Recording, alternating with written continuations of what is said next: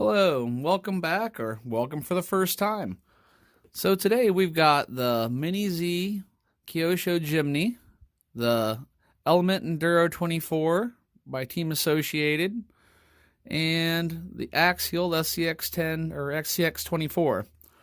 These are the three stock ones I have left, so I wanted to talk about them a little bit. We'll compare them a little bit before I start doing the mods, because parts are on the way. We'll start off with the good old Mini Z here. Now this one is definitely the most expensive out of all of them. It comes in right around $200. It varies, sometimes more in some places. It's got a really excellent looking body though. It's probably got the nicest body out of all of them, and I'd say quality wise too. I mean, it feels pretty much like a hard body really. And you know, it's got a lot more of the details like the mirrors and the antenna and the lights, your spare tire, and just the overall detail of it's a lot nicer.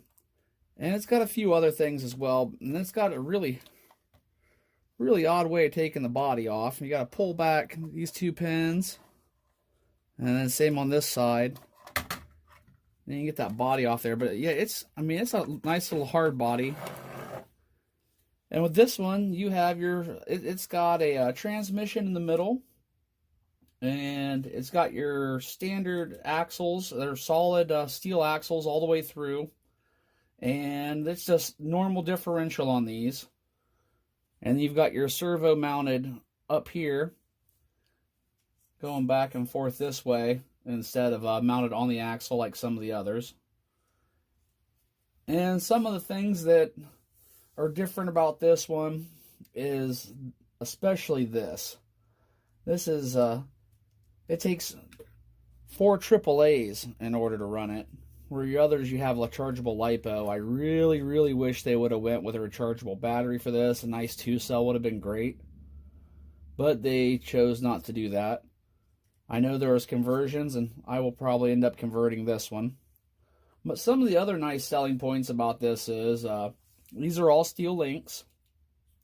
And so that's something you're getting right off the bat that most of the others do not have. Has a nice steel frame to it.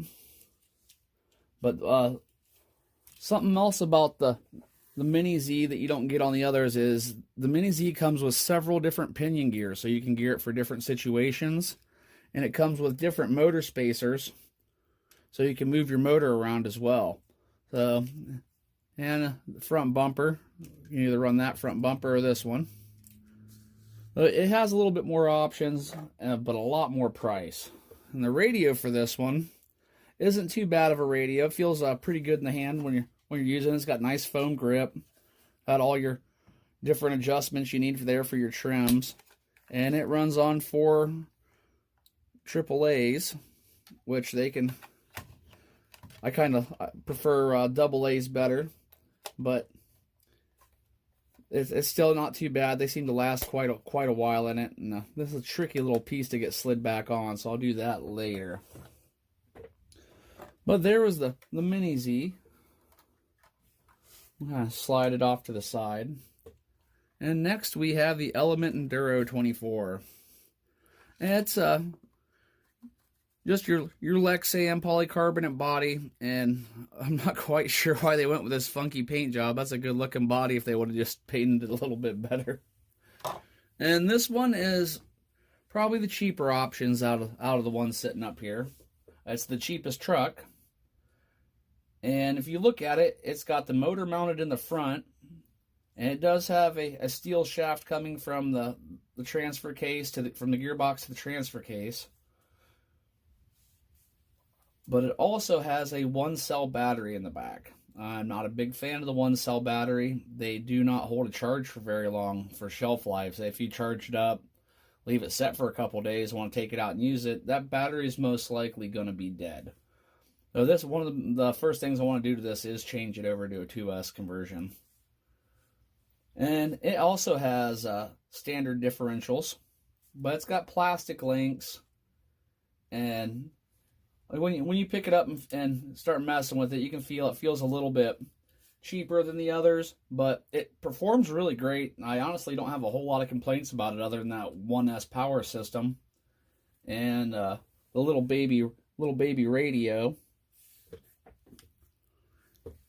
This is the radio for it. And out of all three, it's also got the kind of the cheapest radio. And it also runs on AAAs. Takes 4 of those. But you know, for the money though, it's a pretty good truck. It'll outcrawl the Jimny for half the price. And there's a lot of good upgrades for this too, and a lot of them are really, really affordable to do. And it also has working lights from the factory where the Jimny does not. Moving on to the scx24, and most people, self included, this is probably arguably the best one to buy. The scx24 is it's a great platform. You've got just 2 pins and a hinged body, really easy to mess with. You don't have to worry about losing anything. Only thing I've done to this one is I did change the connector out from that. I think it's this Molex connector. I changed it over to a JST. That way I can run more styles of batteries.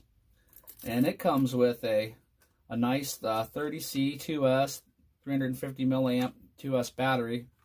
Gets you pretty decent runtime and pretty decent power out of that. And what I also like about this, is they've mounted the servo on the axle. And I like servo on the axle. There's no bump steering, adds a little bit more weight to the lower end, and makes it, I just personally prefer that. And one of the other major differences about the scx24, where these both I mentioned had standard differentials, the scx24 has a worm drive. So you've got a few little gears in there that, I mean, you can't turn the wheels without the power on, without really, you're going to break something if you force that. Where these guys, you can pick them up, and you can move the wheels around, because it's just your normal differential on them. Now with the worm drive, it's like a crawling brake, so that really, you can't twist it any further without risking breaking something. So being set up that way, it pretty much has a built-in crawling brake right in the differential, so that's really nice. And the tires, I think, are also a little bit better on the scx24. They're the largest out of the 3 as far as tires go. Little mini Z's tires are just tiny. That's something I would like to change, a little bit larger tires. And its radio, I think, is also the best out of the bunch. You got all your adjustments up here. Nice foam wheel, fits great in the hand. And double A's. I like double A's.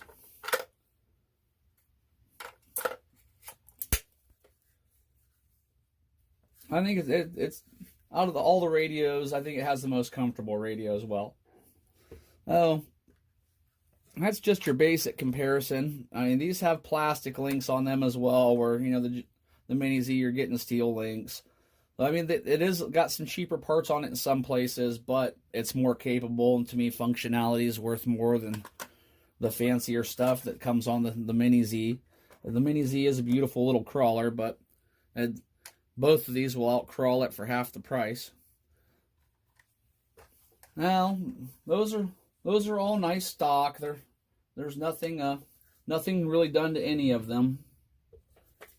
I plan on, I've got a bug body coming for this and some other parts to get going on it. It will be 2S when I'm done with it. I'm not going to do a whole lot to the Chevy because I've already done a lot to my other scx24s. I have the Rubicon, which is mildly modified. I haven't done a whole lot to it. I did add the Angry Eyes grill, and I have some full send RC brass inside the rims there. This has performed pretty good just like that.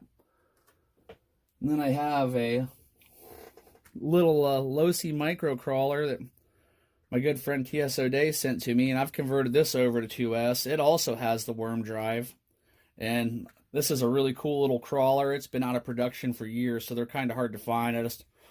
I wanted to showcase it for a second. It's got nice aluminum bead locks, and it has the option for four-wheel steering as well. You can add another servo right there. A neat little one, but this is the one that has had almost everything done to it. I got Hobby Plus wheels and tires on it. I have upgraded the servo, so it's got a really nice waterproof eco servo. I think it's somewhere around a 12-gram servo I have on there. I've got the millstone brass. Pull these keys. I've warped and weathered the body and beat it up.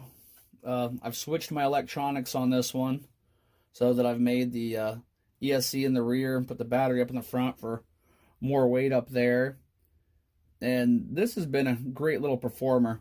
I'm super impressed with the deadbolt here. It'll of course outcrawl these because it's had so much more done to it. But I've also waterproofed the electronics on this one, the Jeep, and I do believe I also waterproofed them on the truck as well, which I did with just conformal coating. If that's something you guys really want to see a video of, let me know. We can post that up too. But I just wanted to do a nice comparison for you. I'd had people express interest in wanting to see the differences between the 3 stocks, and I just threw the other 3 in there just for the heck of it. Well, thanks a lot for watching. I hope you enjoyed it. Have a great day. Like, share, subscribe, and I hope to see you on the next video.